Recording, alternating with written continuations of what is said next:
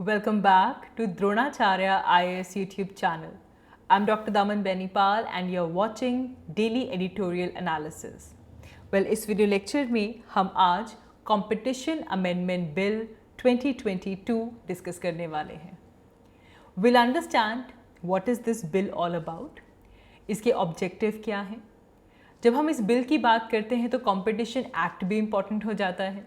There is this Competition Act 2002 जिसे इस bill के थ्रू अमेंड किया जाएगा. पहले हम 2002 के कंपटीशन एक्ट के बारे में जानेंगे. देन विल अंडरस्टैंड कि जो ऑलरेडी हमारा कंपटीशन एक्ट है उसमें अमेंडमेंट्स की क्या ज़रूरत है, why do we need amendment. Then क्या चेंजेस प्रपोज किए गए हैं इस बिल के through. And then also will learn about what is competition commission of India.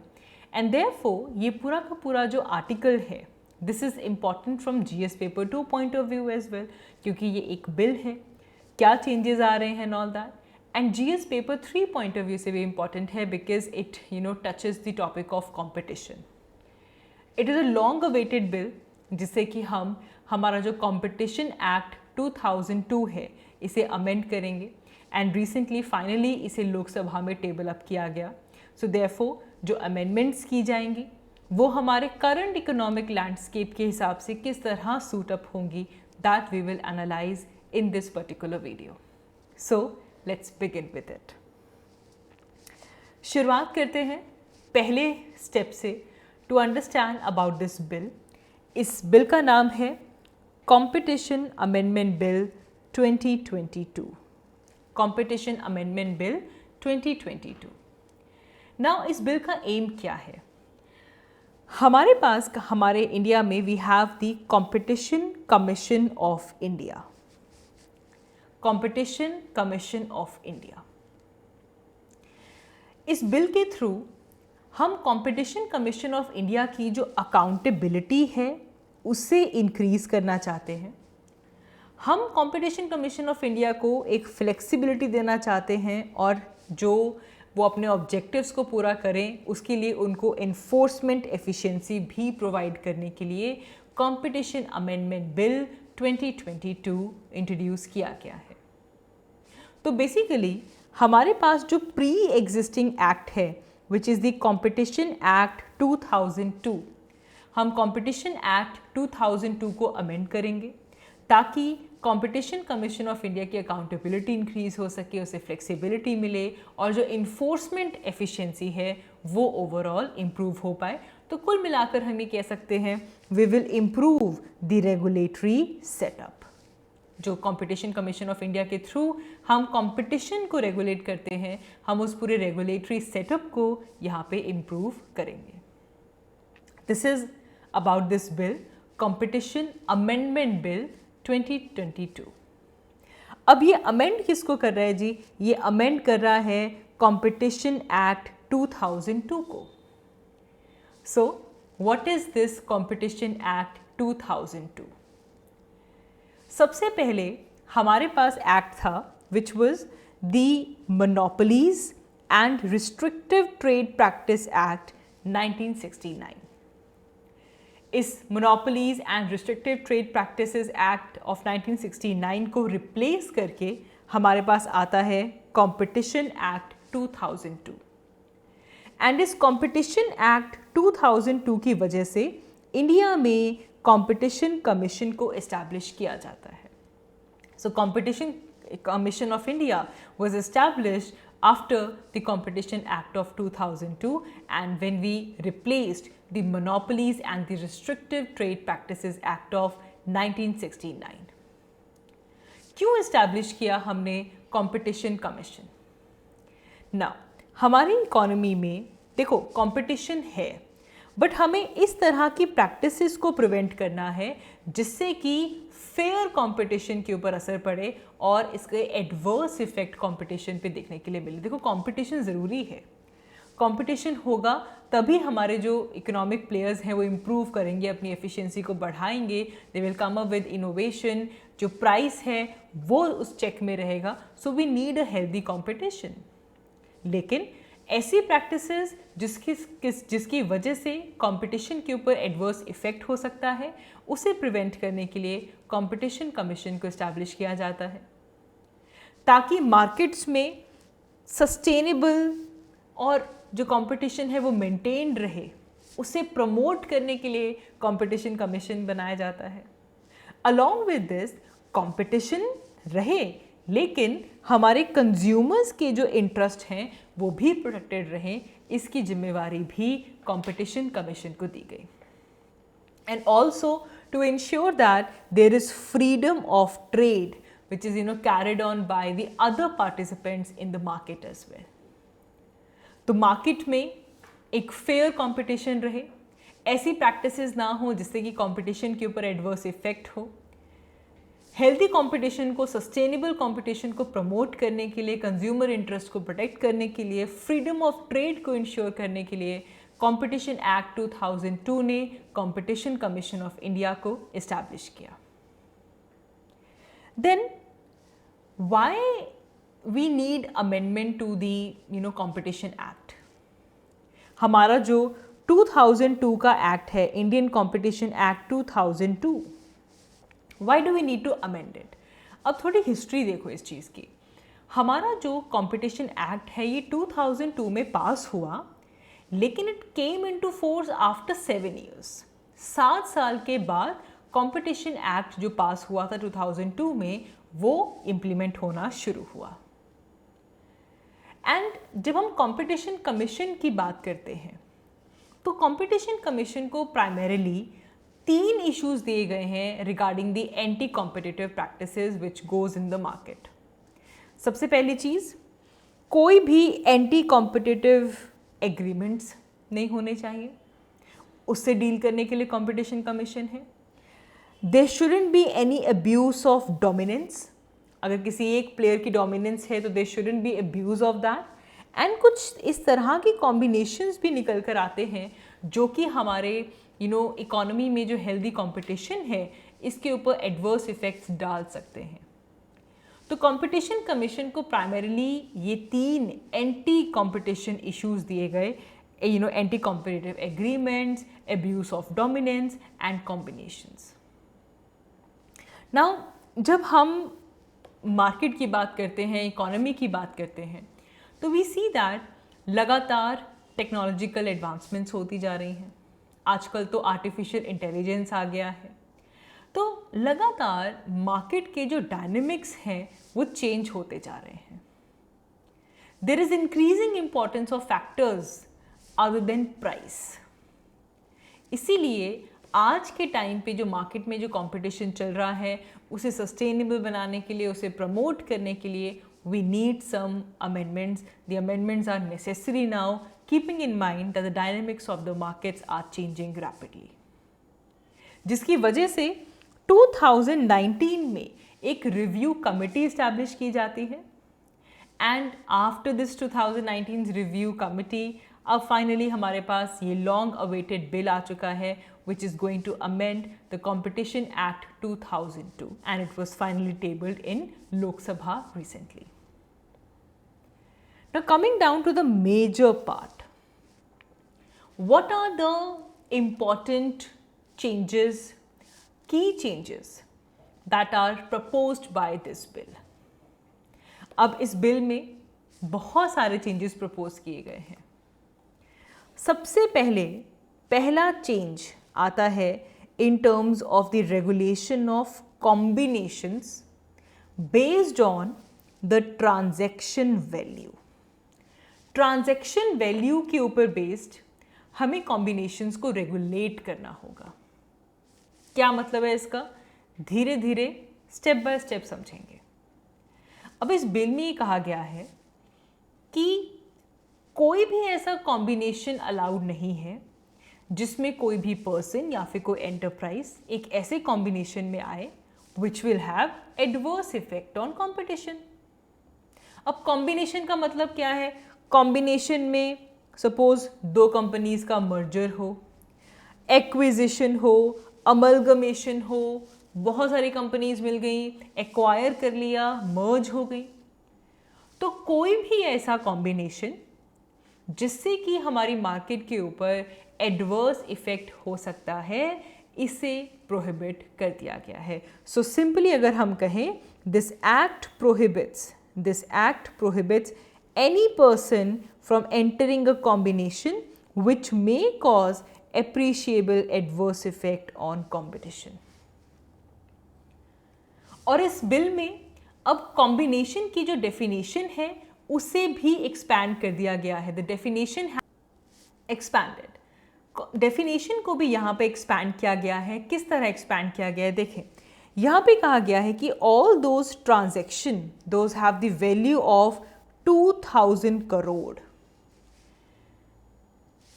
Combinations में हम उन ट्रांजैक्शंस को इंक्लूड करेंगे जिनकी वैल्यू 2000 करोड़ से अबव जाती है।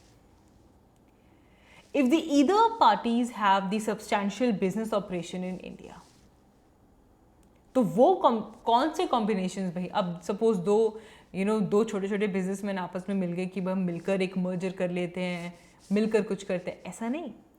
यहाँ पे हम उन कॉम्बिनेशंस की बात कर रहे हैं जहाँ पे जो ट्रांजैक्शन वैल्यू है that is above 2000 crore and उनमें से कोई एक पार्टी ऐसी हो जिनका इंडिया के अंदर substantial amount of business operations चल रहे हों। तो एक तो ये कि यहाँ पे हमारे पास जो डेफिनेशन है कॉम्बिनेशन की, उसे एक्सपैंड कर दिया गया है। अब 2000 करोड़ वाली चीज़ यहाँ पे आ चुकी है। इसी के साथ साथ इस न्यू बिल में जो टाइमलाइन है उसे भी एक्सेलरेट किया जाएगा। मतलब पहले हमारे पास 210 डेज वर्किंग डेज दिए जाते थे, अब इसे एक्सेलरेट करने के लिए 150 वर्किंग डेज पे ला दिया गया है, जिसमें एक कंजर्वेटरी पीरियड भी दिया गया है फॉर 30 डेज एक्सटेंशन। आप मैक्सिमम 30 डेज एक्सटेंशन ले सकते हैं। ऐसा क्यों किया गया है? ताकि जो कॉम्बिनेशंस हैं इनकी जो क्लियरेंसेस हैं वो स्पीड अप हो सके and it will also increase the importance of pre filing the consultations with commission. पहले कमीशन के साथ कंसल्टेशंस किए जाएं, उसके बाद ऐसे मर्जर्स किए जाएं और इन मर्जर्स को क्लियर करने के लिए टाइमलाइन 150 वर्किंग डेज तक कर दी गई है। टाइमलाइन को एक्सेलरेट कर दिया गया है। फाइन। तो सिंपल शब्दों में अगर हम बात करें तो जो ट्रांजैक्शन वैल्यू के बेसिस पे अब कॉम्बिनेशंस को रेगुलेट किया जाएगा। कोई भी ऐसा कॉम्बिनेशन जिसका इंडिया की कंपटीशन पे एडवर्स इफेक्ट हो सकता है उसे प्रोहिबिट किया जाएगा। कौन कौन से कॉम्बिनेशंस आएंगे? जिनकी value, transaction value above 2000 crore present है and one of the entity should have a substantial business operations in India. Clear है? ओके। इसके बाद हमारे पास सेकंड चेंज जो यहाँ पे किया गया है that is for the definition of control for classification of combination. हम जब कॉम्बिनेशंस की बात करते हैं तो कॉम्बिनेशंस की क्लासिफिकेशन आती है और कॉम्बिनेशंस को क्लासिफाई करने के लिए कंट्रोल ज़रूरी है एंड इस एक्ट में कंट्रोल को डिफाइन किया गया। क्या? That the control over the affairs और मैनेजमेंट बाय वन और मोर एंटरप्राइज ओवर अनदर एंटरप्राइज और ग्रुप। क्या है कॉम्बिनेशन? तो कॉम्बिनेशन में कंट्रोल आएगा। कंट्रोल किस पे? Control would be on the management और अफेयर्स। किसी एक या एक से ज़्यादा एंटरप्राइजेज में जब कंट्रोल इस्टेब्लिश किया जाए दैट इज कॉम्बिनेशन। लेकिन इस बिल में कंट्रोल की डेफिनेशन को मॉडिफाई किया गया और कहा गया to exercise the material influence over the management affairs and the strategic commercial decisions as well. पहले ये डेफिनेशन नहीं थी। पहले सिंपल ये था कि भाई किसी कंपनी ने एक दूसरे को मर्ज कर लिया, टेक ओवर कर लिया, एक्वायर कर लिया, तो क्या होगा कि उनकी जो मैनेजमेंट जो है उसका कंट्रोल किसके पास चला गया? दूसरी एंटरप्राइज के पास चला गया। लेकिन अब बिल में कंट्रोल की डेफिनेशन को भी मॉडिफाई किया गया है जिसमें material influence on management affairs और the strategic commercial decisions as well, इसे भी इस बिल में इंट्रोड्यूस किया गया है। देन जैसा कि हमने पहले बात की, अप्रूवल्स की जो टाइम लिमिट है, कॉम्बिनेशंस को जब अप्रूवल मिलता है उसका जो टाइम लिमिट है, अब एक्ट में कहा गया है कि कोई भी ऐसा combination it shall not come into effect until the competition commission of India has passed an order, या फिर 210 days have passed from the day when the application for approval was filed. दोनों में से जो भी earlier है तब तक इफेक्ट में नहीं आएगा, जब तक competition commission of India order नहीं पास कर देता, या फिर जिस दिन आपने एप्लीकेशन दी थी अप्रूवल के लिए तब से लेकर अब तक 210 डेज अगर कंप्लीट हो नहीं हुए हैं तब तक कॉम्बिनेशन अपने आप को इन्फोर्स लेकर नहीं आ सकती। अब इस बिल में इस टाइम लिमिट को कम कर दिया गया है, 150 डेज टाइम लिमिट कर दी गई है। सो टाइम लिमिट में भी यहाँ पे चेंज आ गया है। Apart from this gun jumping की बात यहाँ पे होती है। So parties should not go ahead with combination prior to the approval. जब तक अप्रूवल नहीं मिल जाता the parties can not go ahead with their combination. अगर कंबाइनिंग पार्टी एक नोटिफाइड ट्रांजैक्शन को क्लोज करती है before approval without bringing it into the competition commission's knowledge, it is seen as gun jumping.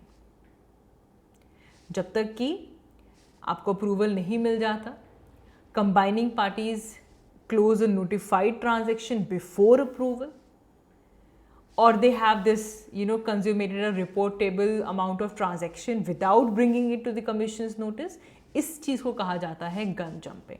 और gun jumping is now propose to be 1% of the deal value, जो इसके ऊपर penalty लगेगी। अगर कोई भी गन जंपिंग करेगा कमीशन के ऑर्डर से पहले विदाउट नोटिफाइंग कमीशन, तो जो आपकी डील वैल्यू है उसका 1% पेनल्टी लगेगी। बट क्यों? देखिए, बहुत सारे गन जंपिंग केसेस पहले आ चुके हैं जिसमें जो कंबाइनिंग पार्टीज हैं वो ओपन मार्केट परचेजेस में डेफर नहीं कर पाते and then they gun jump the entire procedure. और इनमें से बहुत सारे लोग ऐसे आर्ग्यू करते हैं दैट कि जो एक्विजिशंस वो कर रहे हैं it involves open market purchase of the target share, लेकिन it must be completed quickly. तो इससे जो स्टॉक वैल्यू है, जो टोटल कंसिडरेशन है, इट अंडरगोज अ चेंज। क्योंकि अगर पार्टी कमीशन की क्लियरेंस की वेट करेगी then transactions may become unaffordable. तो ऐसे केस में वो कमीशन की ऑर्डर से पहले ही, कमीशन के नॉलेज में चीज़ों को लेकर आने से पहले ही they move into effect and that is called as gun jumping, और अब इसको पेनलाइज कर दिया गया है। Then there was one more term which was anti-competitive agreement. देखो anti-competitive agreement क्या है? कोई भी ऐसा एग्रीमेंट जो कि प्रोडक्शन से रिलेटेड हो सकता है, सप्लाई चेन से रिलेटेड हो सकता है, storage, control of goods and services, anything again जिससे इंडिया में कंपटीशन के ऊपर एडवर्स इफेक्ट हो सकता है, that is called as anti competitive agreement. और इसे लेकर एक हब एंड स्पोक अरेंजमेंट आ गया है, एक कार्टेलाइजेशन कर दी गई है जिसमें जो प्लेयर्स हैं they will act as hub, और जो प्लेस है, जो हॉरिजॉन्टल रिस्ट्रिक्शंस जो सप्लायर्स के ऊपर, रिटेलर्स के ऊपर लगाई जाती हैं, these are the spokes. Currently anti competitive agreements के ऊपर जो प्रोहिबिशन लगाया गया है उसमें सिमिलर ट्रेड्स जो कि एंटी कॉम्पिटिटिव प्रैक्टिसेस के थ्रू होते हैं उनको कवर किया जाता है। It ignores this kind of cartelization जो कि डिफरेंट लेवल पे वर्क करती है, जो कि डिस्ट्रीब्यूटर्स और सप्लायर्स के बीच में बनी हुई है। And to combat this particular kind of arrangement, जो अमेंडमेंट हुई है इसमें एंटी कॉम्पिटिटिव एग्रीमेंट का स्कोप बढ़ाया जाएगा।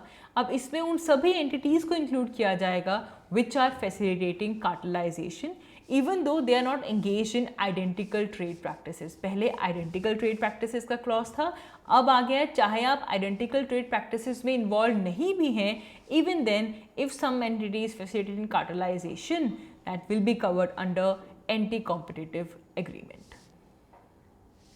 Then सेटलमेंट और कमिटमेंट की बात भी यहाँ पे की गई है. कंपटीशन कमीशन ऑफ इंडिया में आप प्रोसीडिंग्स शुरू कर सकते हैं on the grounds of if somebody is entering into anti-competitive agreement or there is abuse of dominant position. Starting में ही हमने इसकी बात की थी. और इस बिल में कंपटीशन कमीशन ऑफ इंडिया को अलाउ किया गया है that they can even close the inquiry proceedings. किस मैनर में, किस तरह से सेटलमेंट इम्प्लीमेंट होंगी, क्या कमिटमेंट्स होंगी, these all of these would be specified by Competition Commission of India through various regulations.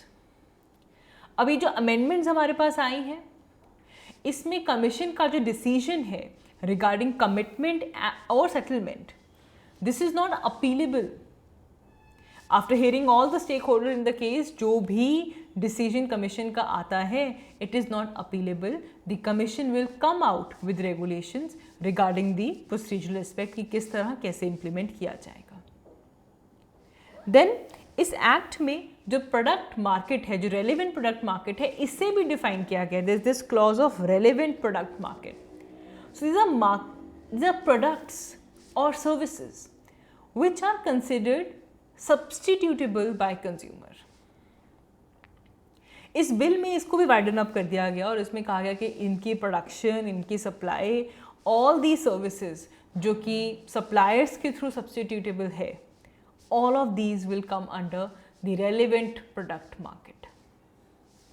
Apart from this, there will be the appointment of Director General. इस act में central government को empower किया गया है कि वो competition commission of India के लिए डायरेक्टर जनरल अपॉइंट करेंगे एंड इसके लिए अमेंडमेंट भी की गई हैं and the appointment will be done prior the approval of the government. फिर कंपटीशन कमीशन ऑफ इंडिया के जो मेंबर्स हैं उनकी क्वालिफिकेशन को लेकर भी यहाँ पे कुछ चेंजेस हैं. एज पर द एक्ट जो चेयरपर्सन हैं या फिर जो कंपटीशन कमीशन ऑफ इंडिया के जो मेंबर्स हैं, they should have professional experience of 15 years in the field of economy, competition matters, law, management, business.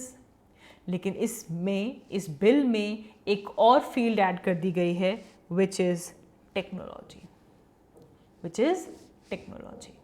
तो क्वालिफिकेशंस में एक फील्ड और बढ़ा दी गई है. Then if we talk about decriminalization of certain offences, तो इस बिल में ना जो पनिशमेंट दी जाती है फॉर सर्टन ऑफेंसेस उनका नेचर चेंज किया गया है. जैसे कि अगर पहले सिर्फ फाइन लगता था तो पेनल्टी की तरफ लेकर जा रहे हैं.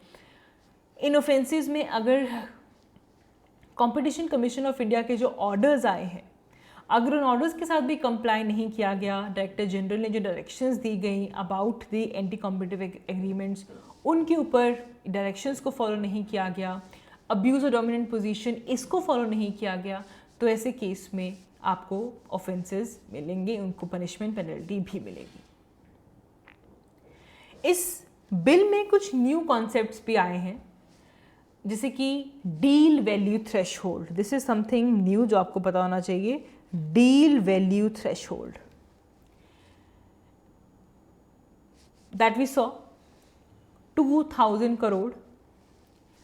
कंट्रोल की डेफिनेशन को चेंज किया गया. मैकेनिज्म जिसके थ्रू वायलेशंस सेटल डाउन की जाती हैं, all of these has been changed and it is said that कि इससे ओवरऑल इंडिया में जो ईज़ ऑफ डूइंग बिजनेस है वो बढ़ेगा, क्योंकि अल्टीमेटली इंडिया का जो कंपटीशन एक्ट है इसका रेगुलेटरी फ्रेमवर्क स्ट्रॉन्ग होगा. And again competition commission of India will need to have this timely guidance on the different concepts which are introduced in the bill, और हर एक स्टेक होल्डर के साथ मिलकर इसे हमें इम्प्लीमेंट करना होगा. ये करंट है. अब यहाँ से कंपटीशन कमीशन ऑफ इंडिया आपका इंपॉर्टेंट हो जाता है. What is competition commission of India? तो as we said statutory body है. इसके थ्रू कंपटीशन एक्ट 2002 जो है वो इन्फोर्स होता है. 2009 में कॉन्स्टिट्यूट की गई थी, 7 साल के बाद. इसमें anti competitive agreement, abuse of dominant position, इन सबको प्रोहिबिट किया जाता है. Anything which will have adverse effect on the competition. Now जो अमेंडमेंट एक्ट हमारे पास आया है, इसके तहत competition commission of India and competition appellate tribunal को भी इस्टेब्लिश किया गया है। इससे पहले कंपटीशन कमीशन ऑफ इंडिया से पहले हमारे पास कॉम्पैट था, कंपटीशन अपीलेट ट्रिब्यूनल। इसको रिप्लेस किया गया with the national company law appellate tribunal in 2017। This is something really important. 2017 में कंपटीशन अपीलेट ट्रिब्यूनल को national company law appellate tribunal के थ्रू रिप्लेस किया गया। कॉम्पोजिशन की बात करें तो इस कमीशन में एक चेयरपर्सन होगा और 6 मेंबर्स होंगे एंड इन सबको सेंट्रल गवर्नमेंट अपॉइंट करती है। ये एक क्वाजी जुडिशियल बॉडी है, मतलब ये जो आपके स्टैट्यूटरी अथॉरिटीज़ हैं उनको ओपिनियन देती हैं। जो चेयरपर्सन हैं, जो चेयर मेंबर्स हैं, all of them are the whole time members. Function and role हमने समझ लिया, अभी अभी हम देखकर आए हैं। वो सभी प्रैक्टिसेस जिससे कि कंपटीशन के ऊपर एडवर्स इफेक्ट है, कंज्यूमर के इंटरेस्ट को प्रोटेक्ट करना, फ्रीडम ऑफ ट्रेड इंश्योर करना, ये सब कंपटीशन ऑफ कमीशन इंडिया के पास जाता है। कंपटीशन इशू को लेकर लोगों में पब्लिक अवेयरनेस क्रिएट करना, कंज्यूमर वेलफेयर की बात करना, एक हेल्दी कंपटीशन को मेंटेन करके रखना ताकि इंडिया में इंक्लूसिव ग्रोथ, हमारी इकोनॉमी की ओवरऑल डेवलपमेंट हो पाए। इसकी एक और पर्सपेक्टिव है, जितनी ज़्यादा हम फेयर कंपटीशन लेकर आएंगे उतना ही हमारे जो इकोनॉमिक रिसोर्सेज हैं उनका यूटिलाइजेशन भी एफिशिएंट हो पाएगा। बहुत बार competition of commission of India news में रहता है, जैसे कि सीमेंट कंपनीज़ के इशू में आया था। 2012 में कंपटीशन कमीशन ऑफ इंडिया ने फ़ाइन लगाया था ऑन 11 सीमेंट कंपनीज क्योंकि उन्होंने कार्टेलाइजेशन कर ली थी। BCCI के ऊपर भी अपनी डोमिनेंट पोजीशन के मिसयूज़ की वजह से पेनल्टी लगाई गई थी। टेल companies, cellular operator association of India, there was a complain which was filed by Reliance Jio कि इन्होंने कार्टेलाइजेशन कर लिया है विद भारती एयरटेल, वोडाफोन, आइडिया। इनके कार्टेलाइजेशन के ऊपर भी CCI ने ऑर्डर दिया था। देन गूगल को लेकर भी जो डोमिनेंट पोजीशन है एंड्रॉयड के साथ, that they are abusing the dominant position and they are blocking the market rivals, इसको लेकर भी हमारे पास रिसेंट जजमेंट्स आई थी। तो with these new changes, the commission should be better able to manage the certain aspects।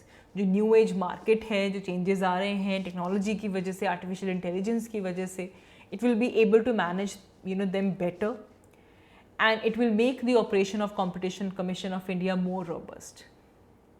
and ये जो changes proposed किए गए हैं, these were necessary and there is a need of government to recognize them, to accept the changing dynamics of the market and there should be a provision कि इस तरह की जो laws हैं they should be regularly updated।